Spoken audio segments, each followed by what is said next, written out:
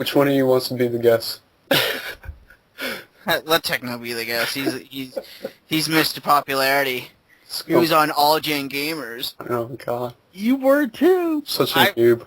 That was good a enough. total fucking faker. I have no idea who the hell that guy was. It But was he an wasn't. imposter. It was like Quick Freeze 9.0. I don't know who the fuck that It's guy his was. robot, personal Robot. It's his personal robot who does all his bidding. We got a celebrity, MrTechnoSqueek, on the fucking Press Start podcast. We were lucky to get him on.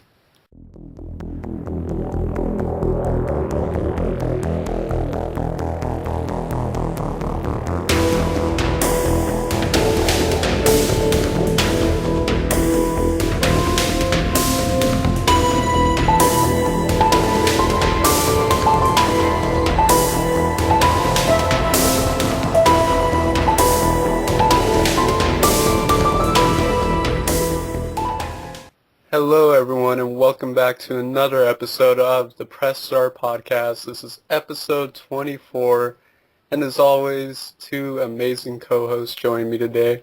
We have Clive, aka Quick Freeze. Don't worry, I'll handle the bad guys. How are you tonight? Hey guys, how's it going? Is everyone going to start doing like nostalgic dad impersonations soon? Everyone's gonna start doing It's gonna be the nostalgic new Dan thing. impressions. It Well, is. no one does impressions of like me, so I might as well do one of you. So I got to thank Tim for that. We got to thank Tim for a lot. Tim created Grimace and now he created the first Dan impersonation. And it just shot off ever since then. But yeah, we do have another co-host, but he's our guest actually tonight, believe it or not. We never had him on before. I'm excited to talk to this guy. Never heard of him. he's But famous too. I heard he's squeaky too. But that is Grimace, aka MrTechnoSqueek, not Squeeze. Don't make me angry. You wouldn't like me when I'm angry. How are you doing tonight? I'm pretty good. Love it. Mr. Enthusiastic as always. And this is episode 24, and the reason this is a big deal is because exactly like 1 week from now we'll be recording Press Start Podcast episode 25, nice anniversary episode.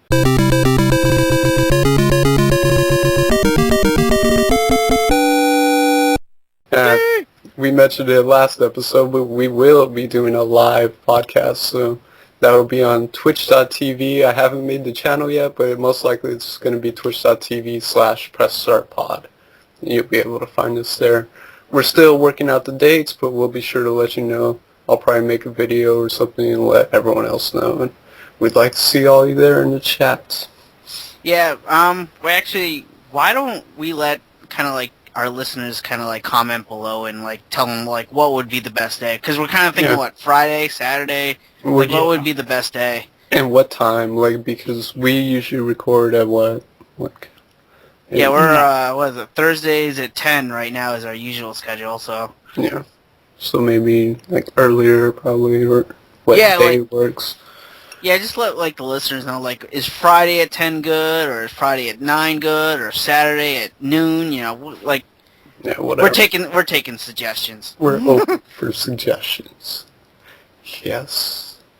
Just not Saturday morning at 10, because that's when I watch my show. My little pony, my little pony. Okay, so it's decided Saturday morning at 10. No! Featuring no Clive. So if anyone wants to be a fill-in, yeah. You guys are assholes. Thank you. Appreciate it. I love you too. I guess we want to jump into some games we've been playing recently. Yeah, why not? Fine then, Clive. Gosh, be like that. Start it off then. Wait a minute, I'm not ready. Jesus. Exactly. Come on, man. Be prepared. Hurry I up. wrote this down because I played so many games today. No. Alright, the first game I played is, actually beat this game. I beat Back to the Future for the PS3. Nice. And, I think I already talked about this last week. It's a really good point-and-click game. It takes place right after the Back to the Future trilogy movies. And, it's really good. I recommend this to anyone who is a fan of the Back to the Future games. I know Techno already said you can get all the episodes for free if you're a PlayStation Plus member. But is that true? You can't now. They change up what game is free every Tuesday. Okay. Well, I actually got the disc, so Yeah. but I actually prefer the disc, so I prefer a physical copy. But yeah, it's a good game. I recommend it. The voice acting is great, and Michael J. Fox actually does like a guest appearance as one of the kind of like side characters. So it was really cool to actually like, oh my god, that's really him, because I didn't think he would be in the game. But that was good. I beat that, and I also beat the Star Wars Force Unleashed 2. And this game, it's a good game, but it was not as good as the first game. And I say that because it was just, it's way too short. Like, I was able to beat it in like 5.5 hours. The story is pretty good. It's okay. It's kind of like a love story. You play as the Star Killer Emperor Darth Vader's secret apprentice, but you're actually like the clone this time, and basically you're just trying to reconnect with your lost love from the first game, Juno, and it's basically that's it. That's all you're really trying to do throughout the entire game is just try to find her and stuff. But it's a good game. The gameplay is good. It's action-packed, fast, but it's just really, really short. I was able to beat it in like an afternoon. So, next game I played, more Mario Kart, just like I've been doing all the last 2 months or so. But I actually finally got the golden cart. No applause. Nothing. Tumbleweeds, crickets. I wish I had a cricket sound effect. Yeah, I actually got the golden cart, and it actually does have different stats to it, unlike the golden glider. But so it's not really anything special. I think it's just kind of like for bragging rights. So. So it doesn't really change the mechanics. Not. It does. Like I said, it does have different stats and stuff, but nothing like major. Like the golden wheels have or anything. So. It's basically just for bragging rights, so. And the last game I actually played is a Sega Genesis game, and I popped this in because I was just kind of like bored one day, and I wanted to play a beat-em-up game, and I played the Death and Return of Superman.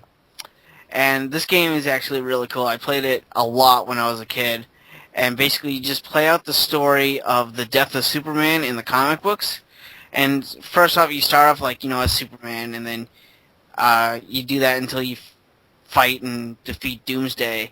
And then the game actually splits up into the 4 different Supermans. So it actually follows the comic really closely. So I recommend this game if you guys just like classic beat-em-up games. It's a good beat-em-up game.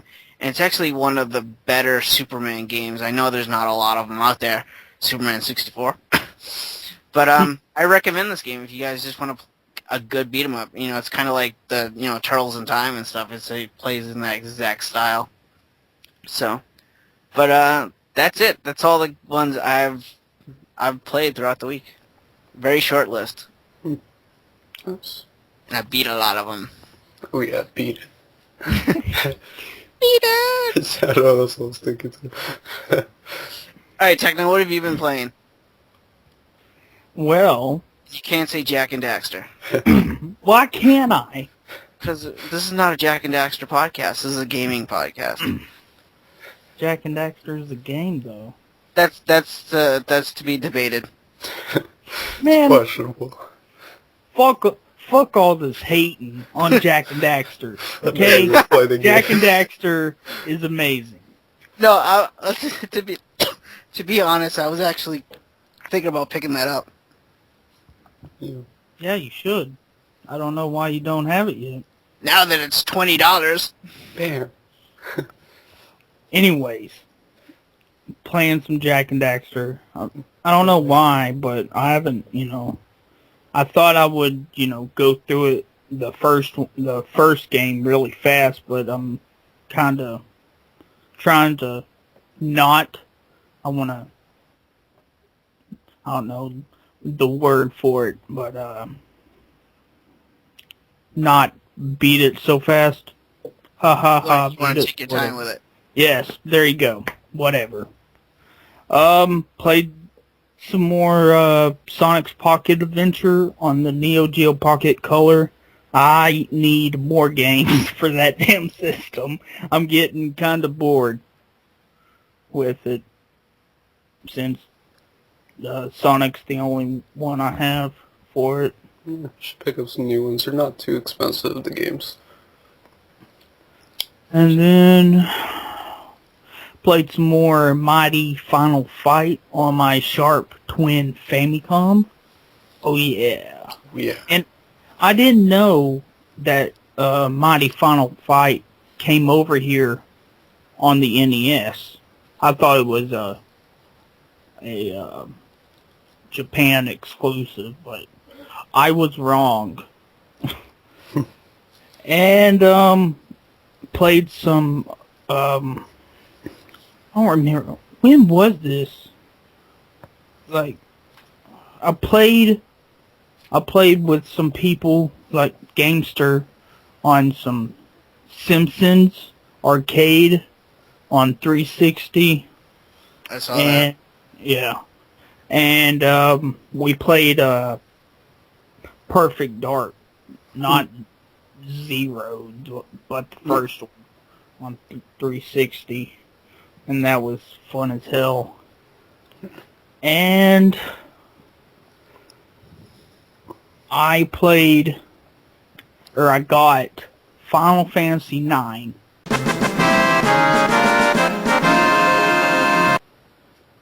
And played it for the first time ever. I'm still on first disc. I got out of the whole, that evil forest. It's like right at the beginning, after you capture the princess or whatever, and they crash, and then I got out of evil forest, and it kills that one dude's friend, and he's like, oh shit, we gotta get back in there, but we can't. And then, but I have to say, right now, that game is fucking amazing. Yeah, it's a good one. It blew my mind. Yeah, and Leafy is a badass. Yeah, it's a really underrated entry into the Final Fantasy series, Final Fantasy IX. Yep. It's cool. I'm trying to think if I played anything else. Yes, you did. Come on. I know you did. Come on. Think. Hold on. Jeez. Come on, man, think. You're on the clock. Go. Some Mario Kart. I already said Mario Kart. Yeah, but I wanted to do the sound effects. What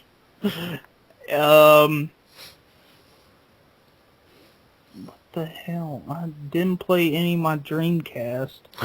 Oh my god. I know. Oh my gosh. Guys, go to your local store, pick up any emergency provisions you need. Techno did not play his Dreamcast. The world is about to end. Yes. Oh my god. God, I'm trying to think. I think I watched The Lion King. It's not a game. I know. That's completely Unless you played the random. game, bro. I played, I was playing Simpsons on my PS3 too, with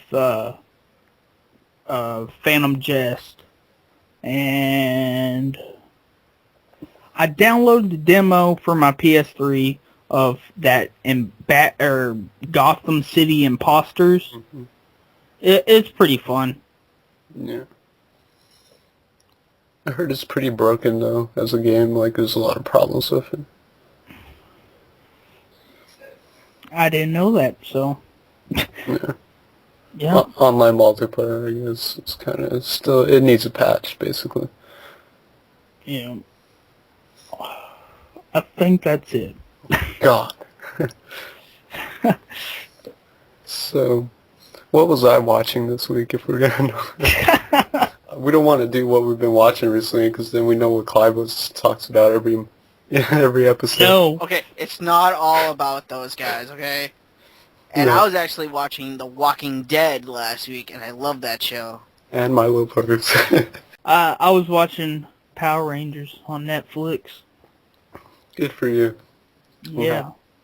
Which one? There's like so many. Oh, I started from the beginning. I'm like episode 56. So, I guess I'll go with what I've been playing recently. And yes, the world is coming to an end. I did not play Mario Kart this week. Yeah. I'm kind of slowing down with it. I know, man. I put 50 hours in it. Like, I'm already slowed down with it. But I'm so determined to at least crack the top 3. Like, I'm right there. And now that Pete's, like, MLG Twisted Metal, hopefully he won't play it for a while and I can crack the rankings. But, yeah, I've been playing this RPG for a couple of weeks now, and I love it. Put some more time in this Shin Megami Tensei Persona 3 on the PS2. And I actually beat the first really main boss in that. Like, once you get past floor 15, you have to basically the first time when the moon goes full again, so a month afterwards, which is 10 hours into it, believe it or not. It's a really long game, but I love it. It's so interesting too how a lot of it takes place in a kind of made up world, or a kind of realm that doesn't exist, but with the full moon, it's interesting because those events take place in real time in the real world. So you're on for the first boss, you're on the subway and trying to go through the subway and make it stop before obviously it crashes into another train. So it's really interesting. No, definitely enjoying that.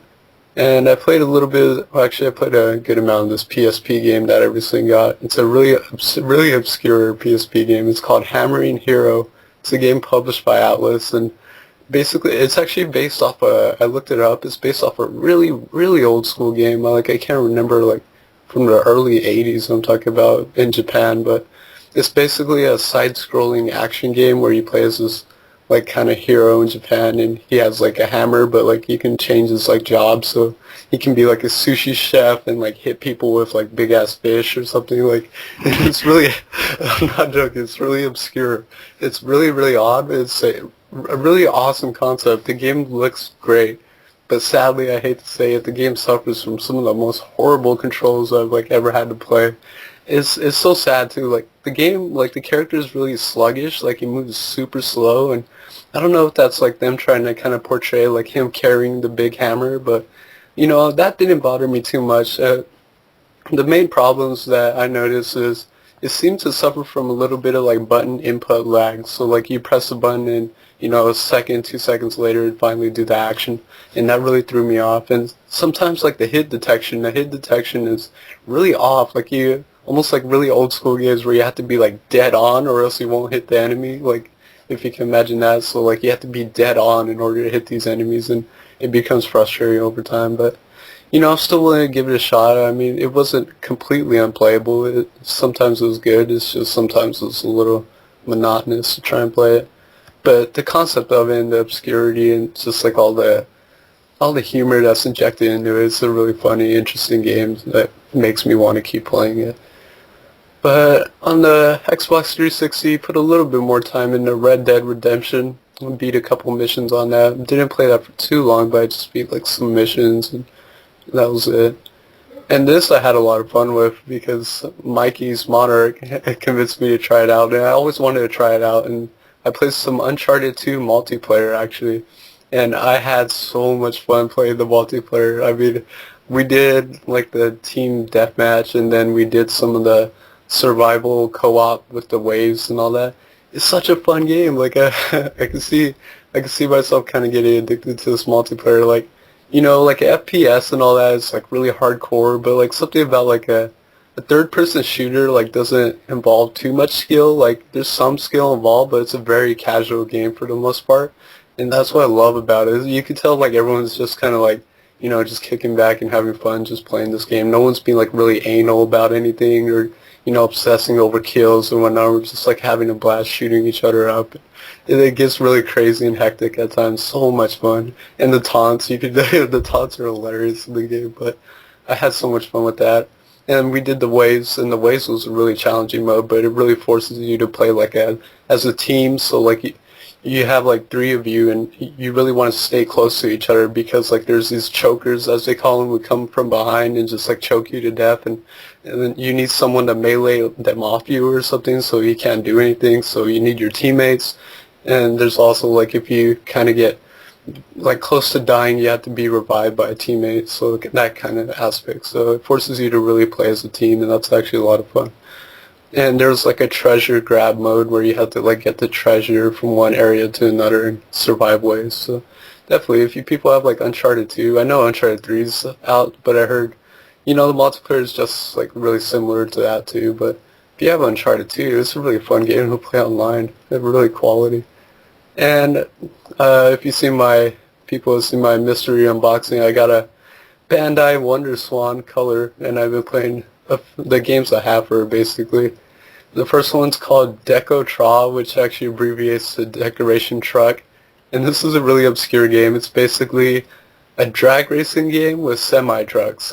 But it's really fun. Like, I didn't expect it to be like this quality. It's really in-depth. Like, you can customize your semi-trucks with all kinds of different parts. And I guess back in Japan, like, they used to have these actual, like, call them decoration trucks where they'd really like slap on all kinds of like big banners on them and stuff like that. So, and basically it's a kind of head-to-head race where you weave in and out of traffic and dodge traffic, and you try and beat your opponent to the finish line. But it's just a straight strip of road, like there's no turns, so it's just like drag racing.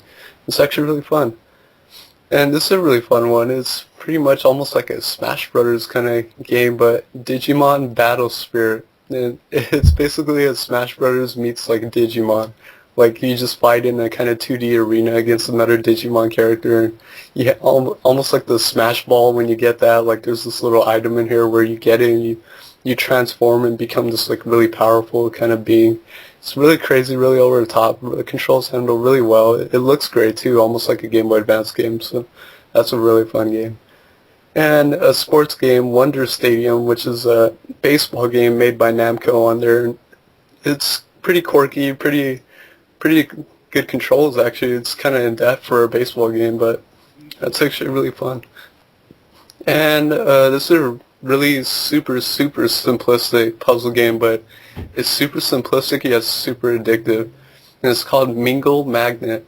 And basically all you have to do for this one you have to play with the Wonder Swan like tilted vertically, so not horizontally. But you move like a cursor around with like almost Tetris looking blocks, and you click on like blocks that are connected by 3 or more just to make them disappear, and that's it. Like that's all you have to do. But it becomes super addicting because like you just can't get enough of it. And a little bit of a kind of RPG on it. But it's SD Gundam Ayu Densetsu, which is a kind of Gundam RPG on the Wonder Swan. And the Wonder Swan is really known for all its anime games on there. Like, every single anime you can imagine basically had a game on the Wonder Swan. And it was spoiled with all kinds of RPGs. And granted, I can't play most of the RPGs because I don't understand Japanese. But this SD Gundam game was, like, I looked it up, and it looked super simplistic. Like, I didn't really need to know Japanese in order to be able to enjoy it and play it.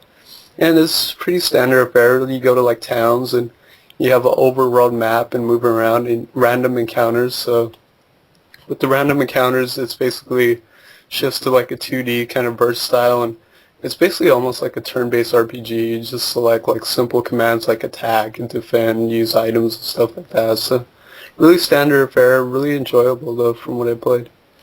And that is actually all I played, so yeah. So that wraps up games we've been playing recently.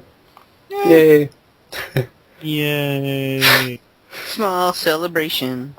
Explosions everywhere. No explosions! No explosions yet, dude. Oh. Gosh. Come on, everything needs explosions. I hate that explosion. No. It's not yet. Have you guys tried the Vita? It came out. No. Well, it came out for the first edition bundle. Some people still have to wait for one more week till Well, next Wednesday. I was at GameStop the other day, and they have it out like for display and stuff for people to try, and I tried it. It's actually a quite beautiful machine. Like it's lightweight. It wasn't too big, but the thing was beautiful. Like the game, they had like a what's the word? They had like maybe like a demo cart in there where you could pick a couple other games. And the first game I actually tried out was Uncharted, and the game looks beautiful, dude. I'm telling you right now. Yeah. It's an interesting little system. Like I said, I definitely want one. I just think it's a little overpriced, but it's from all the unboxings and like videos I've seen of it. It's a beautiful handheld. I actually this week watched a Ustream live stream from Sony themselves, and they were streaming answering people's questions about the PlayStation Vita. So I got to learn a lot about the PS Vita, and I'm really impressed with it from what they showed and everything, like the game footage, all the programs it had and all that. It's got that OLED display, so it's got a super crisp display on it. It seemed really responsive. It looks beautiful. It's a little kind of big. It's bigger than a 3DS and thicker than like a really thick system, but I heard it's really extremely comfortable in your hands. Oh yeah, it is. Yeah, so I heard that's pretty cool. But the only like kind of design flaws that I've kind of seen is the face buttons, the X, triangle, square, circle. They look a little kind of small, but I don't think that'd be too much. They're actually really small. Yeah, I don't think that'd be too big of a deal though, because I heard they're pretty responsive. And sometimes, like, depending on, like, if you have small hands or, like, kind of meat hands, you know, big sausage hands, like, if you, like, wrap your fingers around that Vita, you got to worry about, like, you know, how far your fingers go back and interfering with that back touchscreen and, like, you know, accidentally selecting stuff you shouldn't be selecting just because you know, naturally you have your fingers back there. So. But I definitely want one. It's already got a good, solid library of games, a lot of impressive games like the Uncharted, and I'm excited for it. I just hope it gets a price cut eventually, and I'll definitely pick one up. The touchscreen where you can move Drake around. I wasn't really a fan of that. I actually ended up using like the actual buttons to move Drake around, but the touchscreen does work. I was actually impressed with it. Like I was able to touch like one side of the room, and he would jump from platform to platform until he reached that one area that you touched. So. But like I said, I still found myself using the actual buttons to move Drake around. Yeah, and that's a question Sony was asked, is like, do they force like the touchscreen controls upon people? You know, like do they force you to use it, or if you can use traditional? And they said most of the games are designed with kind of both in mind. Like, you know, if you want to play Uncharted just traditionally, you can do that, but you know, it's got like features where like if you aim down a scope in Uncharted, you can like move it around in space, almost like the gyroscope with the 3DS. So you move to aim the scope like that, or if you're on like a rope in Uncharted, you swing the Vita back and forth to like actually swing and stuff like that. So it just depends if you want to use that kind of more gimmicky stuff or just traditionals. But I mean, at least there's an option, and it seems really impressive. Yeah, I like. It looks so good, but I'm still not really gonna pick one up day one. It's an expensive unit. Yeah, I will definitely wait till it goes down a little bit. So. And the memory cards are brutally expensive. Yeah. And Techno, Vita, what do you think? Oh man, I was thinking about buying one, and I didn't know. I thought they were out already, and I was just gonna pick one up. But then I found out it doesn't come out till 22nd. That's what Amazon says. Yeah, there's the first edition bundle, which if you bought it for like 300 or something, it was a bundle with, you get it a week earlier, which everyone got it the 15th, and you get little deviants with the game and a 4 gigabyte memory card. And honestly, that's actually a pretty good deal. Like, that probably is the best deal if you would have wanted to pick up a Vita, because the memory card for it is 4 gigs, and that thing's expensive by its own, so that would have been a good deal to pick up the first edition bundle. But yeah. Well, why are you interested in it? You know, what has you piqued curiosity? Well, it's just I like to have the new shit. Way to break it down. I'm like, Damn. that's how my 3D. That's how I bought my 3DS. I was like, do I really want it? Because it was like a week after it launched, and I was like, I don't know. And then I was like, you know what? Fuck it. I'll just go and buy it. So you just basically want the new shit. yeah. There you go, Sony. Just pump out new systems and Techno will buy them. Every single one, even if it's like $1,000 or whatever. He's in line for that shit. Now, see, if it was a Sega system, I'd pay over $1,000. Of course you would. You just want to be like that new kid on the block who has like every single system, like when it comes out and everything. Like, be like, look at this shit. You don't have this. I do, though. It's like, Techno's got that new system. That's how it was back in the day. It was bragging rights, sort of. You know, just to be like, I got the new Super Nintendo. You guys are playing Nintendo. Bragging rights. It's funny. Alright, well, that's cool. System looks awesome. Dan and I are going to wait. Techno's going to buy it because it's brand new. Yeah. He doesn't give a damn. It's new. He wants something new. Don't give a shit. Don't give a shit. I bet if it had Jack and Daxter on it, you would buy it day one. Yes, I would. We need a Jack 4, god damn it. Better get working on it, Naughty Dog. Are you a fan of Naughty Dog? Like, I don't remember you, like, saying this, but have you played any of the Uncharted games? No, I haven't. Oh my god. What the hell are you doing? I've been waiting on Jack 4. No, keep waiting. You should play Uncharted, I'm telling you. If you're a fan of Naughty Dog, you'll love it. Yeah, see, I'm a fan of Naughty Dog through Uncharted. And that, like I said, I'm already considering buying the Jack and Daxter game because Naughty Dog... I didn't know Naughty Dog made Jack and Daxter, but now I do. And now I'm considering about buying the collection. Yeah. Yeah, they, went from Crash Bandicoot to Jack and Daxter to Uncharted. Man, you need to try out Uncharted. I mean, the first one's like okay, but then once you play Uncharted 2, oh my god, you'll be blown away. And then Uncharted 3. They're great games. Epic adventures. It's like you're playing a blockbuster movie. It's amazing. You need to get it so we can play multiplayer. Oh my god, multiplayer is so much fun. I'll play multiplayer with you. You should. Well, like I said, I was playing with Mikey, and that's the most fun I've had online in a long time. Yeah, he messaged me about I think last Sunday. He's like, me and Dan were playing multiplayer and Uncharted. I'm like, oh, okay, cool. He's like, you should play. I'm like, all right, well, let me know. And so he hasn't let me know yet. So we'll probably play again this weekend. I forgot to mention, like, I went into it like fresh, like I said, like I never played it. And, I was kind of expecting.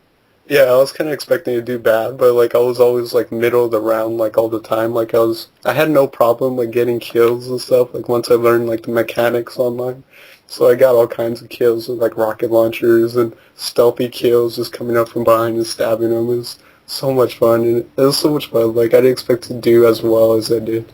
I think I pissed a couple people off too because I was doing so well. And like I was a newbie, because you can see your rank on there, and like my rank's like really low, and I'm getting all these kills, so it felt good. But yeah, that's a lot of fun online. Feels good, man. Yes. I'm looking for that new one that Naughty Dog is making.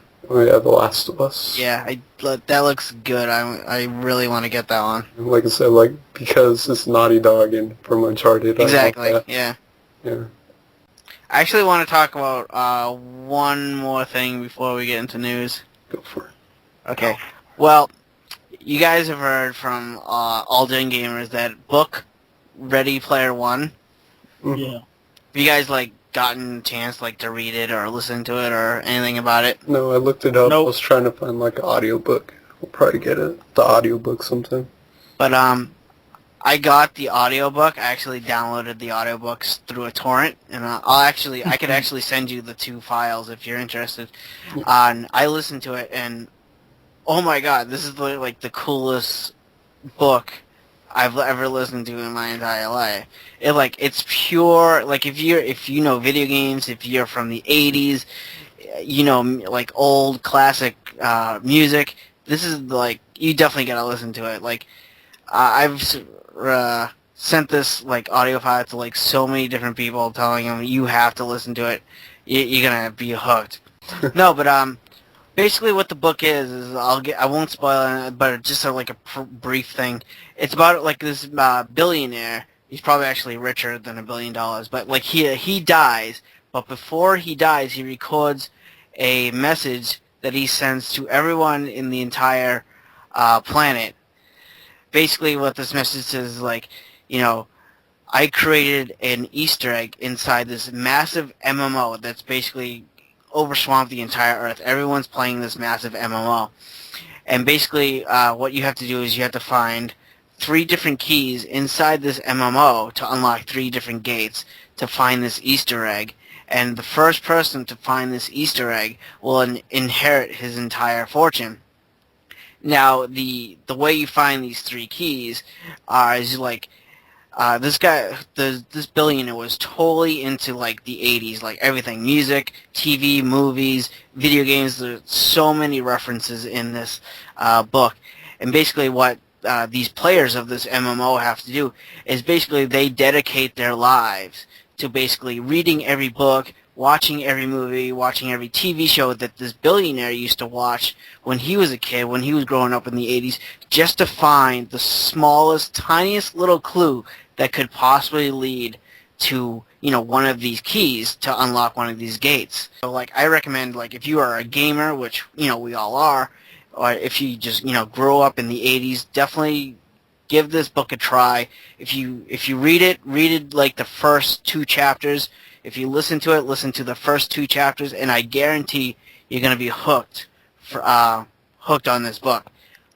It's amazing. And if you get it off iTunes, you could actually download it from there, and it's read by Will Wheaton, and he does a great job reading the book for you. He does different voices of all these different characters. Does a really great job, and it's about like a 16-hour book if you get the audio book.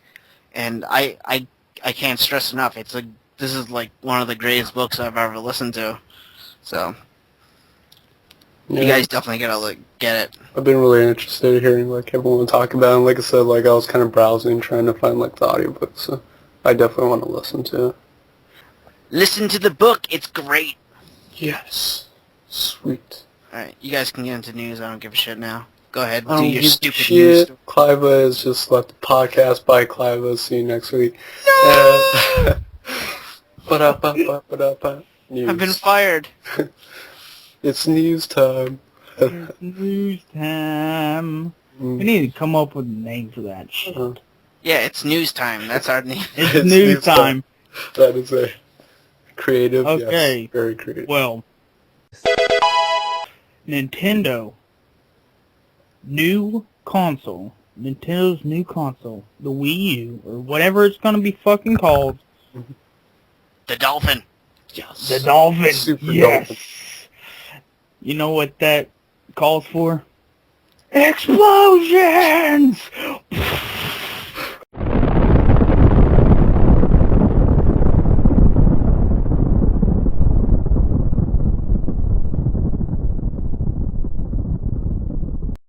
Really? That's Yes. what you say before? Yeah, dude, The Dolphin. entire podcast, you've been like, oh, wait, no explosions, and then you save it for this? Wow, okay. Way to pick. Oh, we'll have more explosions later. You know what? Yeah. I gotta edit this. I add in the explosions. Don't you say that.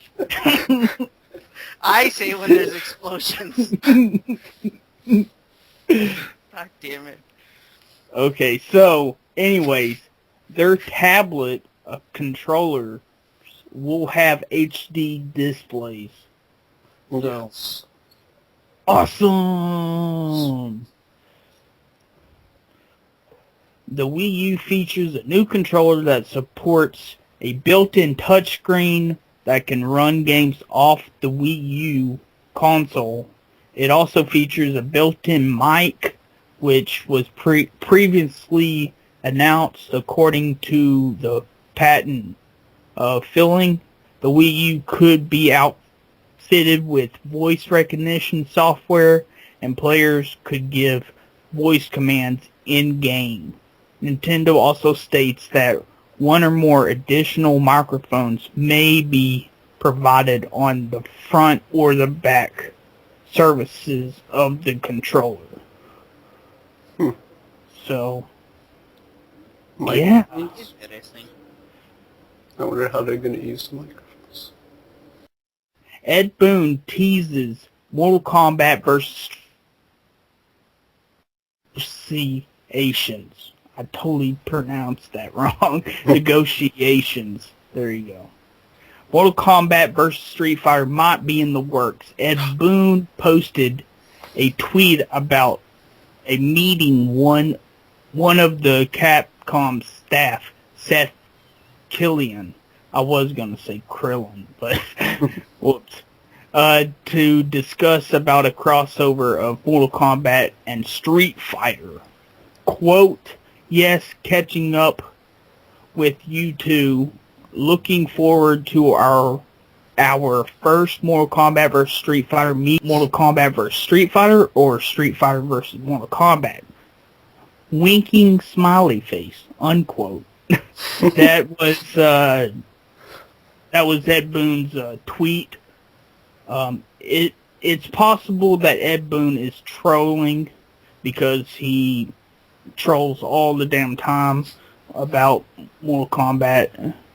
But this year it's not only Mortal Kombat's 20th anniversary, but it's also Street Fighter's 25th anniversary. Even Yoshinori Ono thought it is possible to make a crossover, but it's really hard to pull it off, like a head being decapitated. What are your thoughts, guys? Because I figure, like, it's kind of like the same thing with what it was in Mortal Kombat vs. DC, and like how they tamed it down because Warner Brothers rights with their characters and how they're portrayed and everything, that they don't want them ripping off like Superman's head or something. So I figured it'd be the same way. Yeah, I figured it'd be the same way with Capcom. Even if it is like a 2D fighter or whatever, like, it'll kind of be tamed.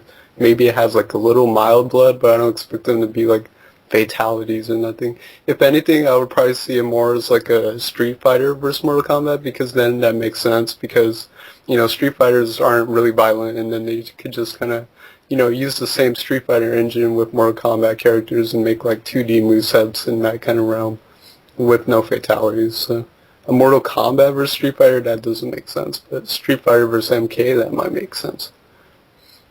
It depends. Yeah, I have to go with everything you just said. Yeah, a weird collaboration. It's definitely a weird collaboration choice. I don't know.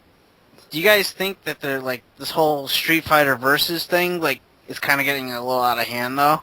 Yeah, I mean, all of a sudden, like, fans were begging for like a sequel to Marvel vs. Capcom and all that, and they got it. And now they're just cranking them out like nothing. Tekken and all kinds of them. They did Tatsunoko, which was random.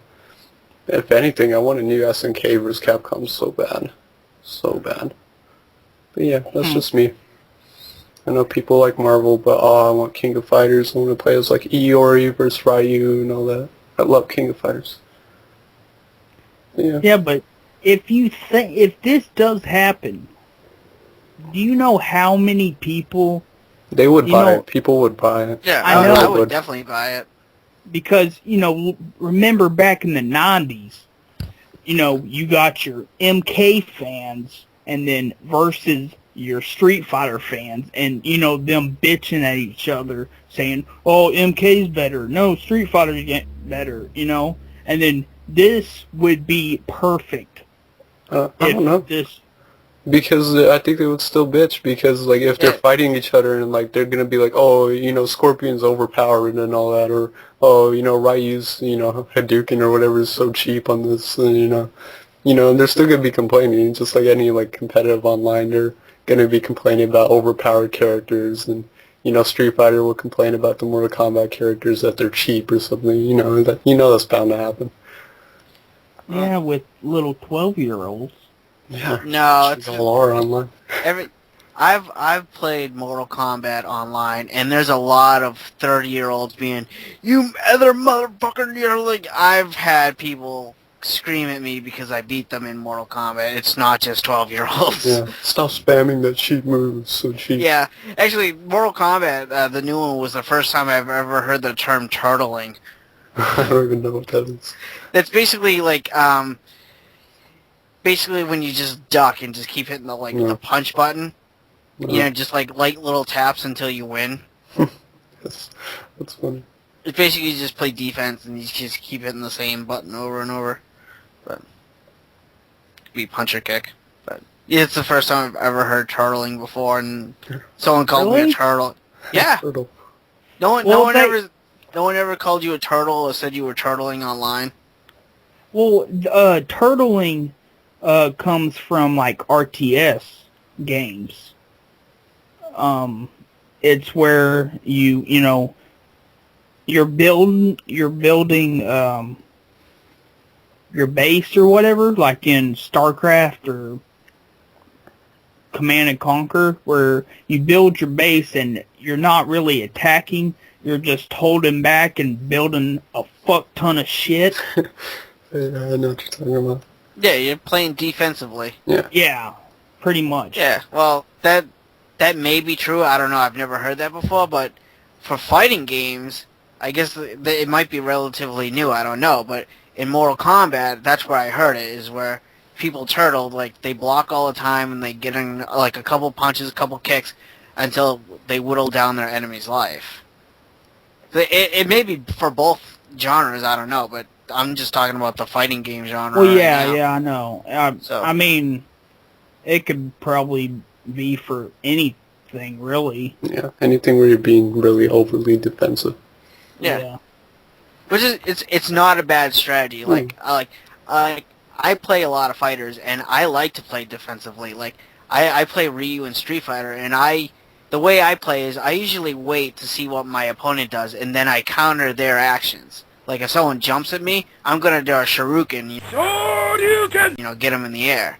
I don't like to play what fighting games supposed to be played like? Yeah, but people complain on how you play, but it's all about your preference. It depends on how you play. Like, I have a friend who plays Ibuki in Street Fighter, and he's overly aggressive. Like, he does combos all the time. Me, I don't like to do combos. I like to see what my opponent does and try to counter what they're doing. Yeah.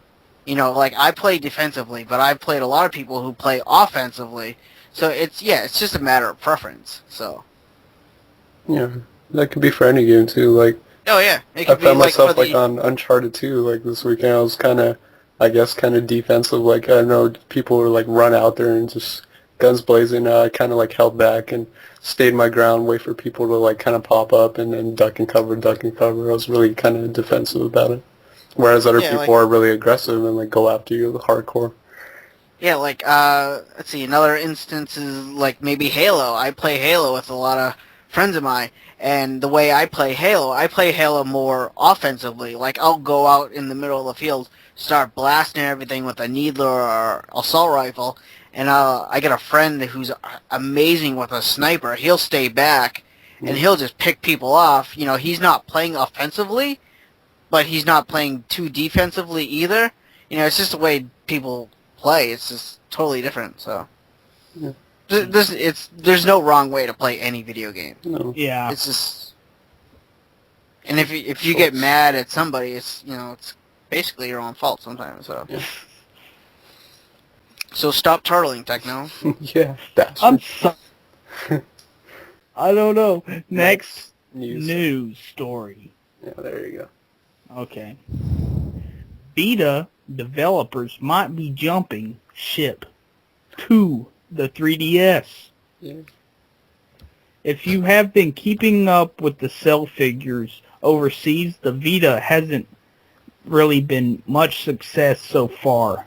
Sony continues to struggle to make the console relevant, and current sell figures put the Vita at only 500,000 units sold in the past 7 weeks. An unnamed source within the Japanese gaming industry has informed the Neki newspaper that developers are beginning to lose faith in the platform as well. Quote, major Japanese companies are canceling all projects intended for the Vita and are changing development to the 3DS, unquote. Sony's Senior Vice President of Worldwide Studios, Scott Rode, spoke with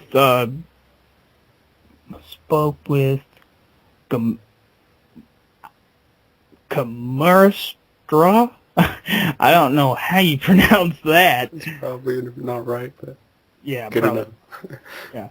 Regarding the potential impact of something like this, Rode feels like the quote has very little weight in reality, and mentioned that, quote, there is no way anyone could stand in front of a camera and say that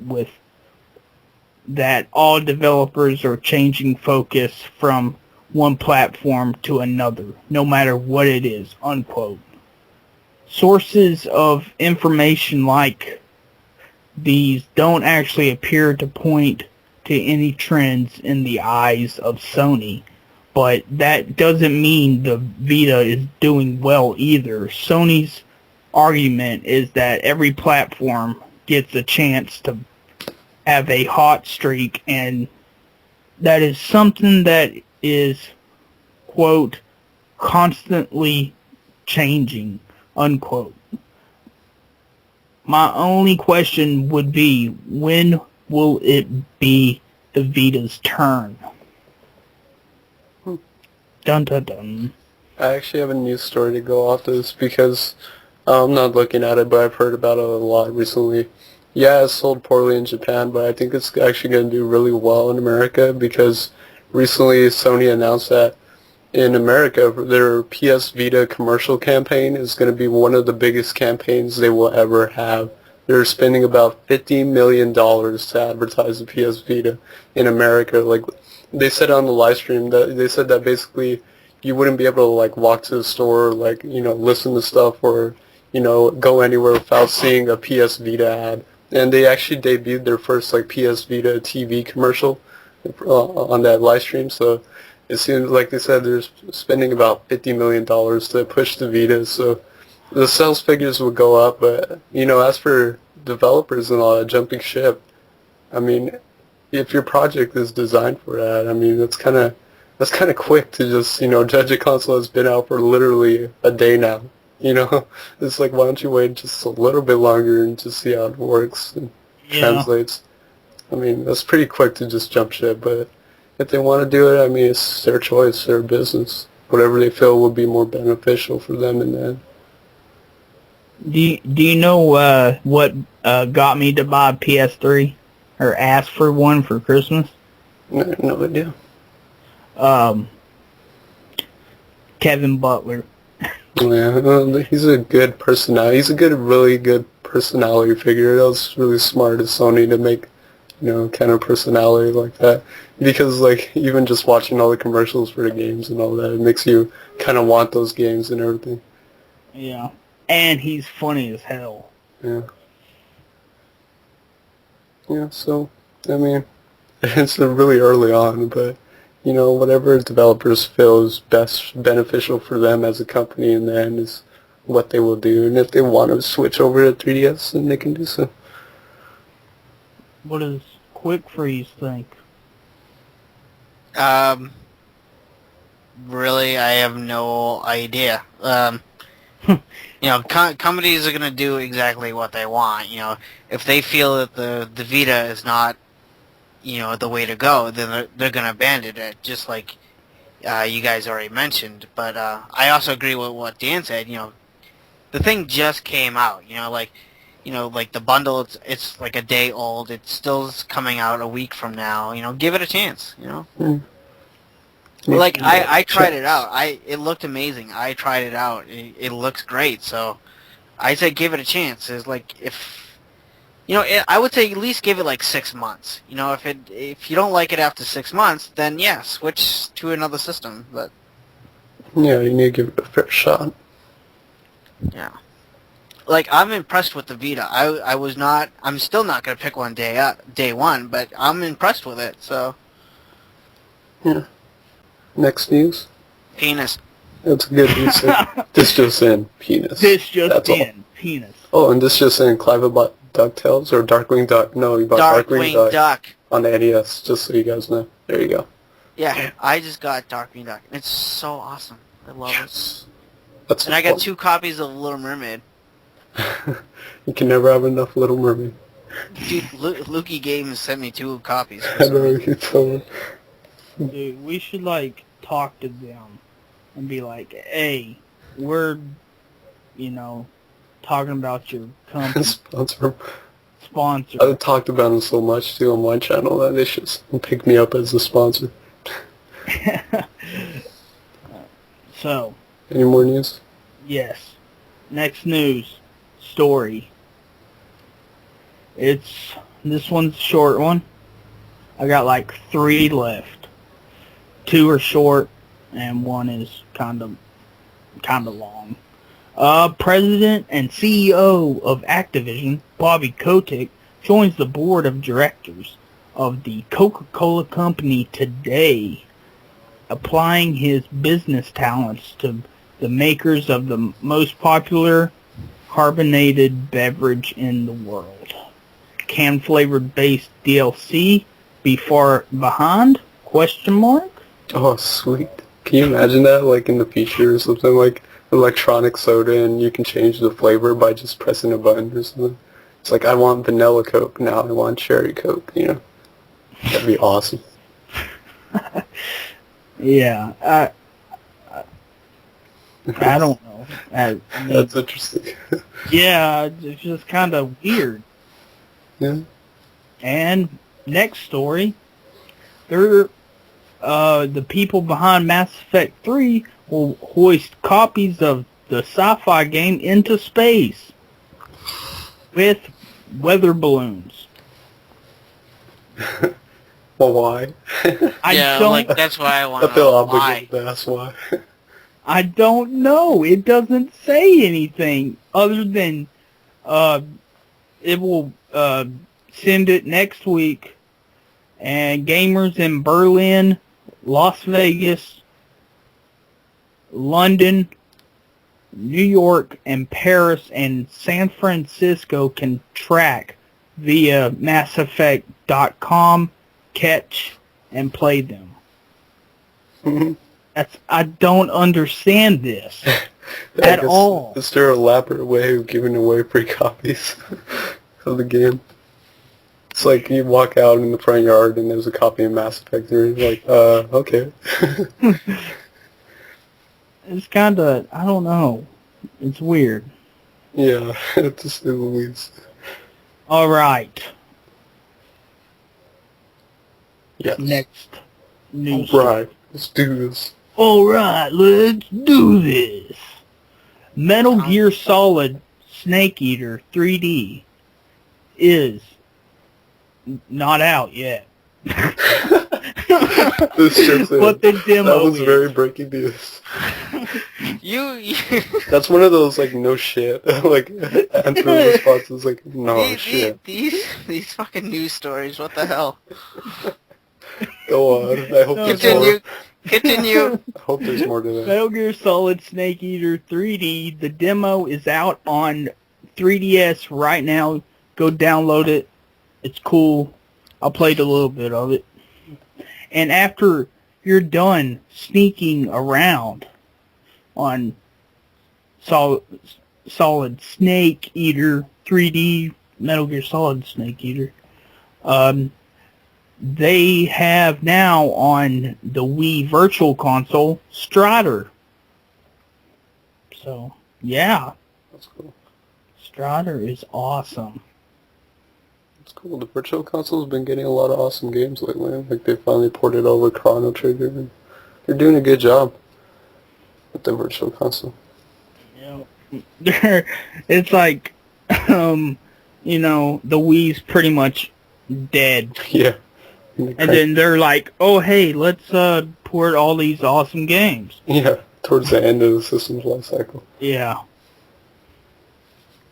That's cool. So is that your news? Yes, that is. I have one news segment. It's kind of a heartbreaking news story for me personally. Then don't tell it. No, but it's weird because, like I said, I would always stay away from any news for this game because I'm so excited for it, just like you would do for any game you're really anticipating, but I had to read it because it had me worried for the American release of it. And that's Ni no Kuni PS3 game's international release delayed. Namco Bandai announced on Wednesday that the game Ni no Kuni Wrath of the White Witch will not be released in North America until late this year, with a European release to follow in the first quarter of next year, 2013. That's how far they're pushing it back. The North American and European versions will feature both an English audio track as well as the original Japanese track. So that's probably part of the reason why for the delay. The PlayStation 3 game was developed by Level 5 and features animation by Studio Ghibli. The story involves a young boy named Oliver who crosses over into another world on a quest to find his mother. The game's North American release was originally planned for early this year, but now it's pushed back to at the earliest late this year. For Europeans, they have to wait till next year, which is really sad, but I guess it's good for anyone who wanted English voice tracks. I'm assuming because, like, the dates they originally had it planned for, I'm assuming they were, you know, they kind of do this with some games where they just, or with some really Japanese RPGs, where they don't do any, like, English voice acting, they just leave the Japanese in there and just translate the text, so they just give you English subtitles. So I was thinking they were probably going to do that, and now they're delaying it to add in the English voice acting, which I think will be a good feature if it's done really well. It depends, but you know, it's from Bandai Namco, and the voice acting, if anything, like Tales of Vesperia was a good sign. If it's the voice acting is anything like that, it's some of the best voice acting I've ever heard for a JRPG. So, you know, it makes me more excited. I mean, like, I have to wait even longer now, and it might not even come out this year, which kind of has me pissed, but you know, if I can play it in English voice acting, and maybe they tweak some maybe minor problems that are in the game, if there's anything, it just means a better product when it's finally released. So, you know, I'm a little sad. I was hoping to, you know, have this game. I mean, I was so close to, like, pre-ordering the game on GameStop, you know, for, like, mid-year, and now it's, I don't even know when it's coming out, so. Oh well, eventually I will get this game in my hands and I will be super happy. But it's all beneficial for anyone who wanted English voice acting. So, yeah. So that's my news. You're making me cry. I'm crying, I teared up. I'm sad. Do you have any news, Clive? I have quite a few. I got about 5 different ones. Let's see. Couple episodes ago, I mentioned on the podcast that Mewtwo is available to download onto your black and white game, and that actually was the 12th. So for our listeners right now, if you guys have not downloaded Mewtwo onto your Pokemon black and white game, download it now. It's a free gift because it's like Mewtwo's anniversary or something, and this is only available for the 26th, so you got like 10 more days to download Mewtwo. So I just wanted to throw that out there. I already got mine. He's wicked powerful. He's at level 70. Awesome. So definitely get him. Another thing I want to bring up is if you guys reserve Kid Icarus at GameStop, I know a lot of people hate GameStop, but I thought this was actually kind of cool. But if you reserve Kid Icarus at GameStop, they will give you a free code to download the 3D Classic of Kid Icarus onto the 3DS. Yeah, I heard about this. Yeah, and like I'm a huge fan of of the 3D classic games. Like I already have Kirby, I'm getting that, and now you guys, if you're gonna get the game anyway, you might as well reserve it at GameStop. I know a lot of people hate that company, but you know you get a free additional game out of it. But the other three news stories, these ones are actually kind of lengthy, but I'll go through them as quickly as I can. The Metal Gear Solid Online is going to be shut down on January 12th. You guys hear about this at all? Yeah. I totally forgot about it. Alright. Well, I'll explain it. That, like I said, Metal Gear Solid 4 is going to permanently close their online spin-off that came with the system. Konami has recently stated that they are shutting down they're first shutting down their online stores, which will be on March 21st, and the character creation will be closed down as well in the closing days of April. The expansion packs will be free on the 24th of April, with the service finally closing down on June 12th.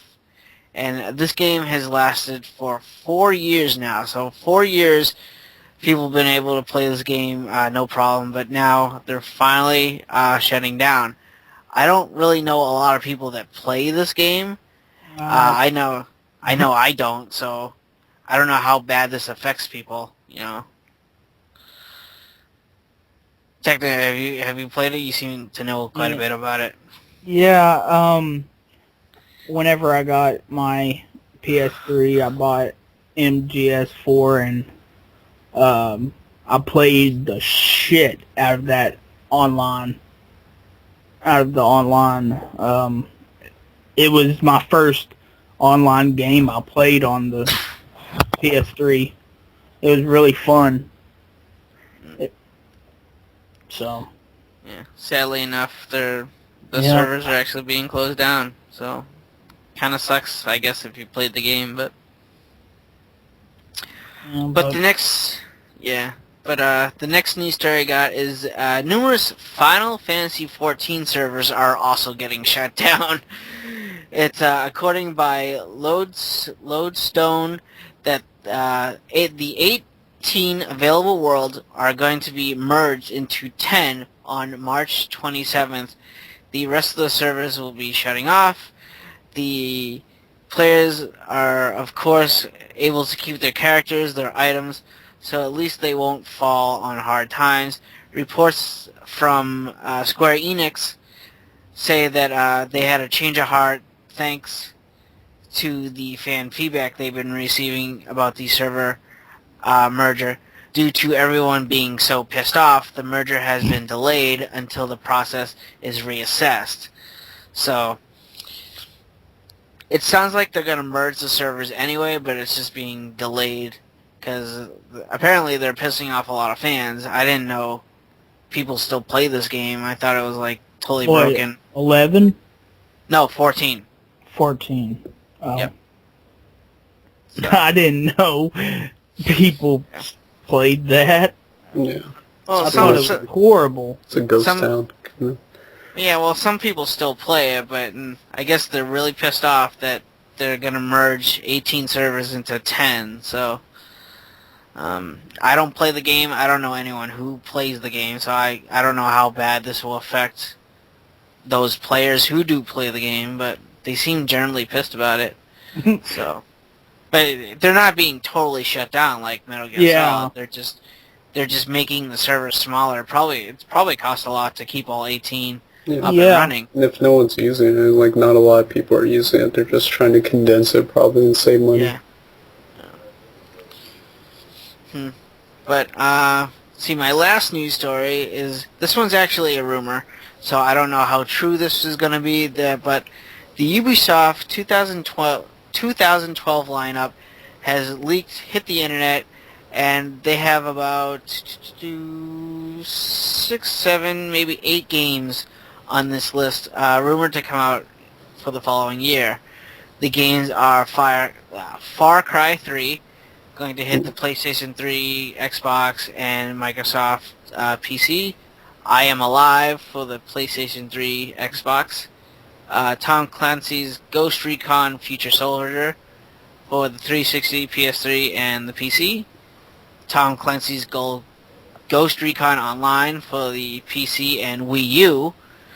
Tom Clancy's Splinter Cell Retribution for the PS3, Xbox, and the PC. The Prince of Persia for the Wii and the 3DS. Assassin's Creed 3 for the PlayStation 3, Xbox, Wii U, and the PC. And Just Dance Final Party for the Wii. Oh, yes. That's what I'm waiting for right there. Well, Is it actually going to be final? I would hope so. Oh my God. you guys are too much. But that one's going to be for the Wii, Xbox, and the PlayStation Move. So that is the rumored Ubisoft lineup for 2012. The only game I'm kind of interested on the list is maybe Prince of Persia and maybe I Am Alive, I guess. Yeah. I don't know. Same with me.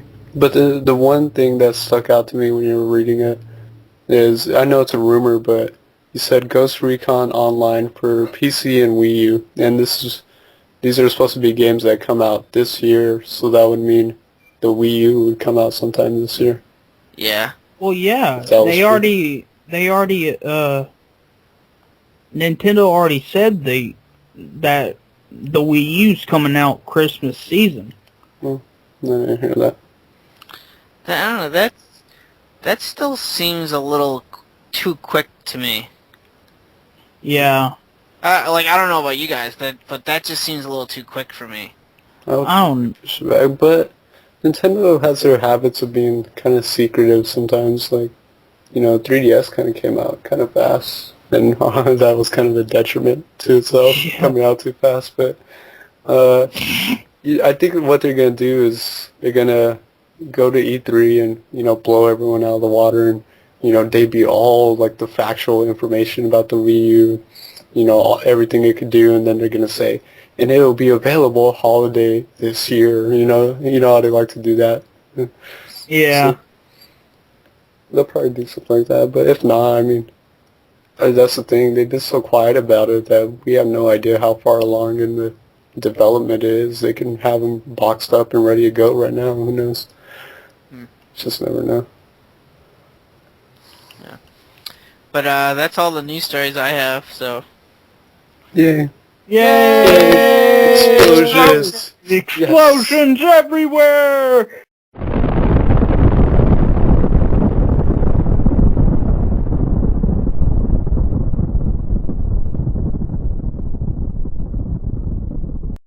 See, Techno, you gotta plan out the explosions and when Yeah, see, that was an explosion moment, not your...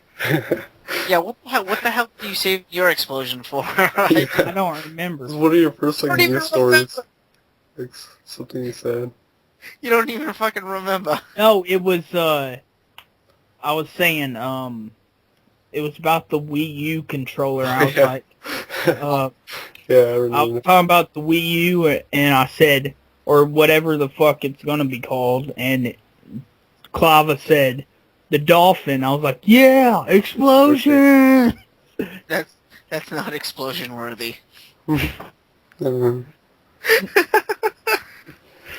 Techno. Techno, where the hell would we be without you, man? Seriously. Be lost. Oh, man. Questions? Jeez, alright, jeez. Message. Message! Alright. Techno, please tell me what time it is. Oh, God. Let me check my damn clock. It's question time! Yes. That was beautiful. My God. Every Right. time I hear that, every time. It's beautiful. Okay. Let's see. Before we get into questions, I have a couple comments I just want to kind of read. The first one is from Max Impact 24, and he writes, Dan, Techno, and Quick Freeze, you guys have one of the best gamer podcasts around. No BS. Keep it up. Cheers. Yay. Yay! Hey. I'd like to say thank you. Thank you you. to Max Impact. Great comment. It is a great comment. Getting a lot of love lately. Love. But let's see. Our first question is from Point Blank Games, and he asks, if you have the ability to shrink yourself. Don't laugh at my mistakes. I'm sorry. But anyway, he asks, if you have the ability to shrink yourself and be implanted in someone's head that works in the gaming industry, who would it be? Also, if you can implant an idea in their head, what would the idea be? Great episode, guys. So he writes another little comment. I don't know the name of him, but I'd love to put myself in the head of, the Atlas CEO. Yeah, I know the idea I gave him. Put myself in the head of Atlas CEO, Persona 5, Xbox 360 and PlayStation 3, make it happen. HD Persona. I know fans would love that. And I know that's probably the biggest thing fans are waiting for from Atlas is Shin Megami Tensei Persona 5. Who knows? What about you guys? I don't know who I would put myself in someone's head. I guess it could be anybody in the gaming industry, but the idea I would plant in someone's head is I would just take all the classic 80 cartoon heroes, stick them in one fighting game, either kind of like a Mortal Kombat or Street Fighter style or a Smash Brothers style, and just do that. Like make an 80s style game, like have He-Man versus Lion-O, have Optimus Prime versus Michelangelo from the Ninja Turtles, have Strawberry Shortcake versus Brave Star. Just take all these classic 80 cartoon characters and stick them in one game for a fighter. And I don't know whose head I would plant that idea in, but I think that would be a crazy game for anyone who's grown up in the 80s. So, because I would definitely like to see, She-Ra versus Ray from the Ghostbusters. I think that would be super cool. I would totally play a Strawberry Shortcake. Strawberry Death Punch. Yes. Strawberry Death Punch. Well, if you do that, I'll just turtle my way to victory. Oh. Techno. The CEO of Electronic Arts to make a new fucking Road Rash. Oh yeah, I would love that. That would be a money bringer right there. Yeah. Well, I heard somewhere they're making Road Rash a new one for PS Vita, I think. Yeah. That it's not true. It's not true. No. No. I guess it was a rumor. I tried to look it up, and I know where you got that from. It was one of the streams. It was Gamesters, and He goes play Road Rash. Yeah, he was the guy or whoever said it's called Road Rash Racing or something. I looked up the name, couldn't find shit on it. Just found a bunch of pictures of road rashes. So like actual road rashes. Yeah. That sounded so wrong. What kind of porn are you looking at? I know. Close down your porno browser. We don't need this stuff. Techno's into some weird shit, man. God damn it! What the hell? Yeah, new Road Rash would be so epic, though. On a modern console, HD, online multiplayer or something. Oh my god, so man. much fun. That'd be so much fun. People be bitching, whip them with the fucking chain, and... Okay, you got road rashes, whipping, chain. You need to stop it right now. Masochistic bastard over here. You are one sick fuck. Okay, next question. Don't tell me when to move on. Yeah, don't tell us to move on. We need to explore this. So, I like Road Rash. what blows Yeah, your we boat know. like that? We know you like road rashes. No, shut up. Okay, Okay. next question. Alright, next question is from Max James, and he said, what game would push you over the edge to convince you to buy a PlayStation Vita? P.S. I'm a huge fan of your podcast. Yay! Well, thank you. Thank you for saying that. That was a very, very awesome. good comment. No, thanks for the comment. It's really good. Like it. But for me, to convince me to get a PlayStation Vita, I think it's kind of like already Uncharted. Jack You and know, like- Daxter 4. Yeah, Jack and Daxter. No, like, game already out, I guess, would just definitely be Uncharted, I guess, but... I don't really know what's out, though, but if I could choose a game that's probably not being made, it'd be Jack and Daxter 4. I would just want, because I just want a JRPG of some sort, a really quality one too. If it's like published by XE, that was someone like, because the system has really no RPGs. I don't think they really officially announced like when the first true traditional JRPG is going to be, but because the PSP, I mean the PSP, as I always said, PSP. I was thinking PSP and PS Vita at the same time, and that translated to a PS Vita. Should be on the lookout for that. But the PSP was spoiled by JRPGs. It's a JRPG heaven on that system. There's literally hundreds, almost thousands of them, and if they do the same thing with the Vita, I'm gonna want that. So I just hope they don't, mess around too much with it, and try and put in some tacky, like tacked-on touchscreen controls or something when it's not necessary. But yeah, a first true traditional JRPG would make me want the Vita really bad. I guess if they made, like, an exclusive Mega Man game for the Vita, that would convince me to buy it, like, right away. Yeah. Because like that's what got me to buy a PSP was the Final Fantasy Dissidia. I'm a huge Final Fantasy fan, so if they did that with like a Mega Man, like an exclusive game for the PSP, PS Vita, I would definitely have to get it then. So, but Yay! Yay. Next question. Next question is from Justin Washburn, I'm sorry. He asks, what do you guys think about Twisted Metal? Pete Doors holding it down for us on the leaderboards. I will be right there next to him. So what do you guys think about Twisted Metal? I just remember having a lot of fun with my friends back in the day playing like on the PlayStation 1 with those Twisted Metals, just playing through the story, but just more than anything playing like one-on-one in like an arena. I just remember having so much fun with that. I haven't played it in forever though, so it kind of makes me want to bust up Twisted Metal again. Play through it.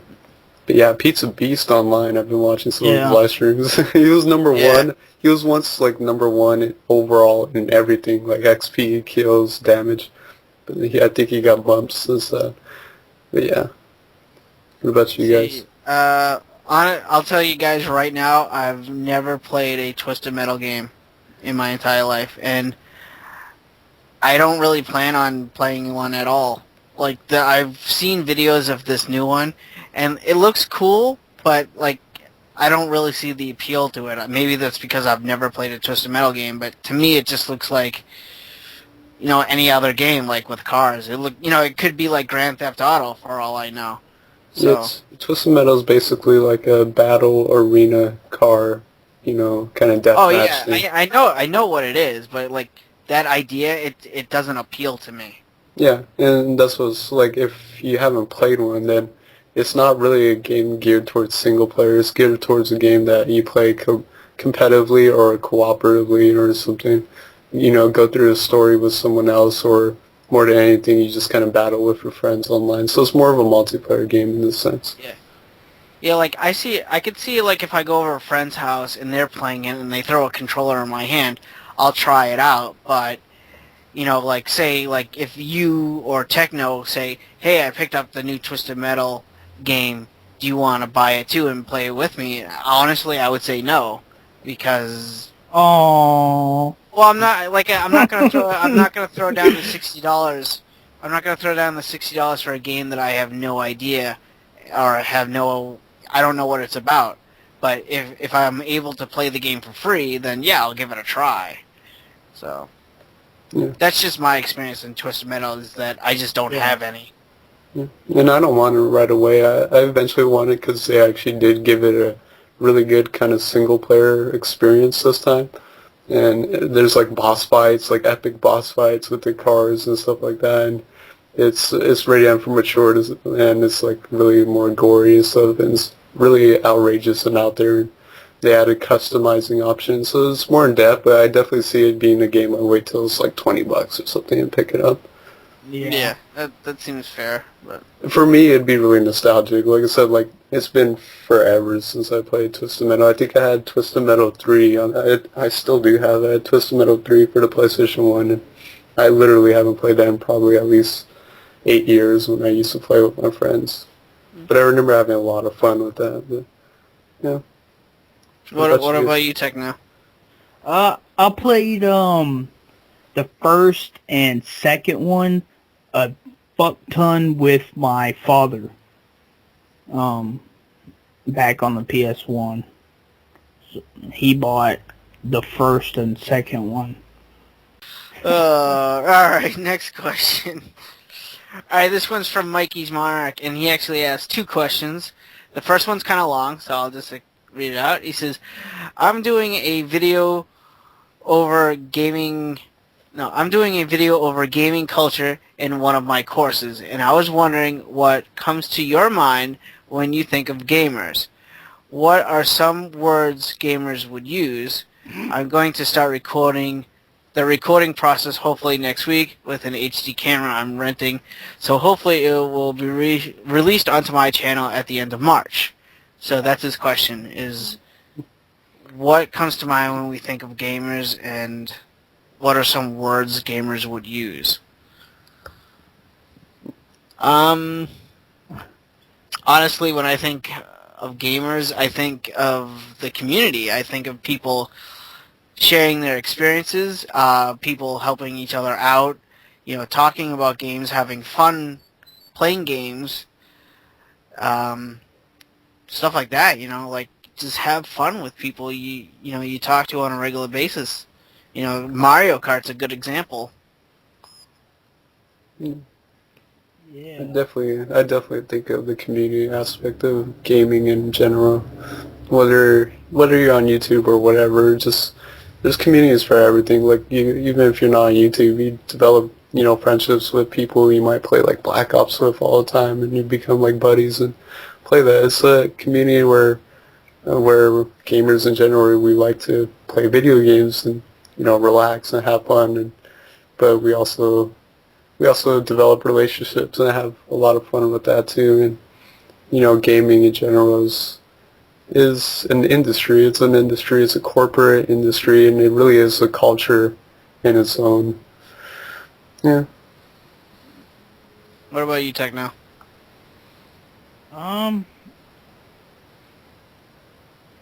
Fuck, I don't know.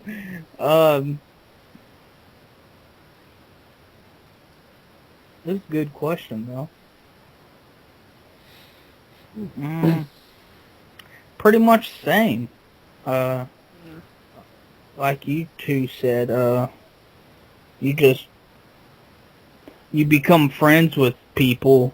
You play games a lot. Like TF2, I met a lot of people through that on PC, on Steam, and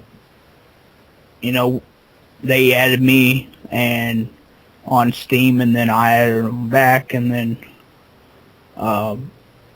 we played TF2 a lot. So I think it just brings people closer together. Like, honestly, I've met a lot of people in the gaming community I would not have met if, like, I didn't, join it. Like, I would not have met Dan. I would not have met Techno. I would not have met Holly, Tim, Jumble Junkie, Kevin from the Mega Man Cave, Pete Dorr, Game Straight. I would not have met these people if I didn't join the gaming community, if I didn't play games with these people. You know, so it just brings people together. You know, people enjoy each other's company. You know, everyone's experiences. So Yeah, we all share a common, passion. Yeah. yeah. So I hope that helps you in your video for one of your courses or classes. Definitely. I would like to see that. Yeah, I would like to see that too, actually. But the next question from Mikey's Monarch, and this one's shorter, which I like. It says, if you can have any guest on the podcast, who would it be and why? MrTechnoSqueek, because Yeah, it's I would like Grimace. Actually, you know what? I would love TechnoSqueek's girlfriend, Amy. Oh, yes. Oh my God, no! Yay. Hi, guys. My name is Amy. Hi, guys. I'm Amy. Oh, yeah. So, how's Techno treat you? Probably doing the whole road rashing thing. And whipping chains and stuff, man. All the crazy shit. Oh my God, this is getting way off topic. Oh. We're bastard. No, for me, I would honestly, he's not part of the gaming community, but I would love to meet or have on the, just to talk to him, Stan Lee. Oh. You know, the guy who created Yeah. Fantastic Four, Spider-Man, Captain America, the X-Men. I would just love to talk to that guy. Even for just 5 minutes, dude, because he created one of the greatest superheroes, my favorite superhero of all time, Spider-Man, and I just want to talk to him. That's just my thing. So, but if I had to pick someone from the gaming community, Angry Video Game Nerd. Yeah, definitely. For me, I guess if I were to pick someone who's not a part of the gaming community, just like a YouTuber or whatever, if we could get a translator for him, Miyamoto, I'd definitely like to talk to Miyamoto. I mean, to get a chance to talk to Miyamoto is talking to a godfather who created this industry basically and helped build this industry into what it is. And we have a lot to thank Miyamoto for, and I'd love to pick his brain apart about literally everything, his choices for games and what made him do and develop some of these systems, what was some of the struggles when developing these systems. Just so much you could talk about, and you can get a bigger understanding on, gaming. But someone for the YouTube community, yeah, I would like Angry Video Game Nerd, but if I were to pick someone besides him, because I notice he's really hard to track down, and he doesn't really do podcasts, but he's just such an awesome person. That's Mark from Classic Game Room. Yeah. Yeah, I'd love to talk to him. He's one of the funniest guys you will ever meet, and I just want to sit down and talk to him, and the conversations we would have would be very interesting, to say the least. What about you, Techno? That's not part of the YouTube gaming community. Probably, man, there's so many people. Yeah. Yuji Naka, the co-creator of Sonic the Hedgehog.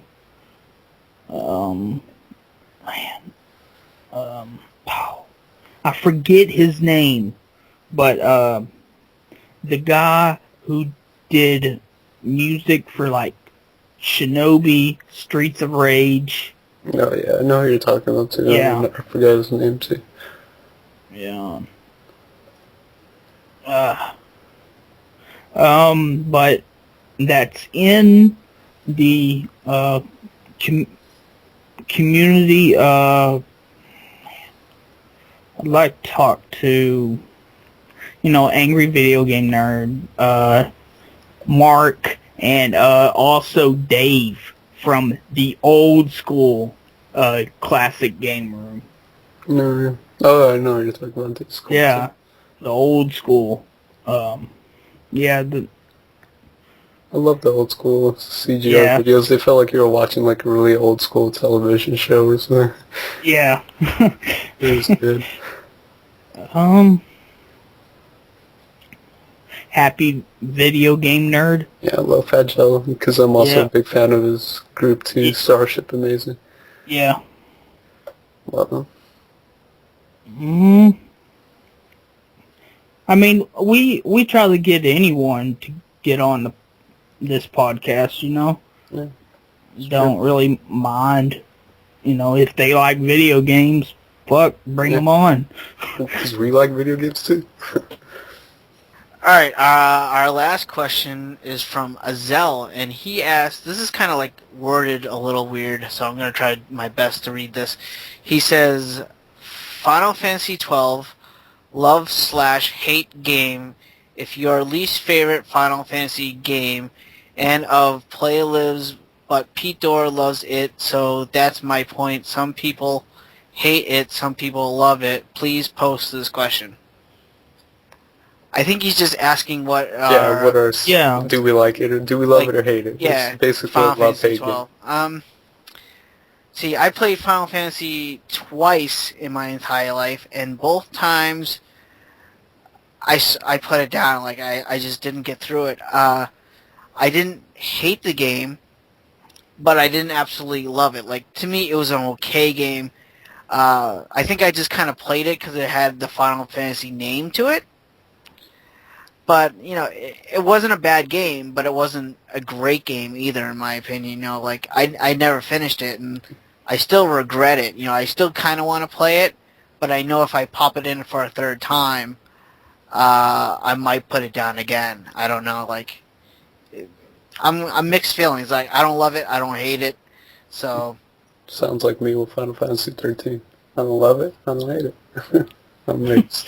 And as for Final Fantasy XII, I actually own it. I own the collector's edition, but I never played it. Just because, you know, I don't have time to commit to that, and I'm trying to beat 13. But, you know, I know it's different. Like, it's completely opposite from 13, where it's almost like an MMORPG. Like, it's so massive.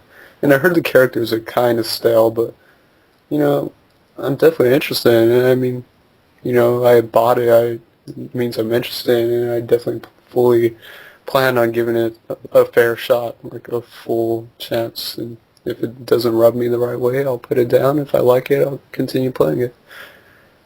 Yeah. Bet you, Squeaky. Well, this was back, you know, when I didn't really like RPGs or didn't play them.